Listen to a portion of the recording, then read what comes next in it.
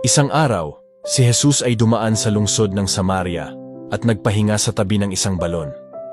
Dumating ang isang babae upang sumalok ng tubig at sa kaniya'y sinabi ni Jesus, "Painumin mo ako." Nagulat ang babae. Paano maaring humingi ang mga Hudyo sa mga Samaritana ng tubig na maiinom?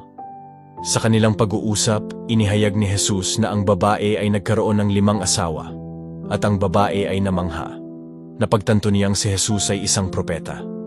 Pagkatapos ay nagtanong ang babae tungkol sa kung paano dapat sambahin ng isang tao ang Diyos.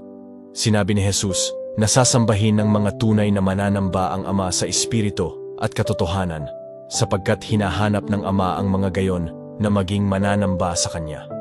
Naniniwala ang babae na ang Mesiyas ang magpapaliwanag sa lahat ng mga bagay na ito.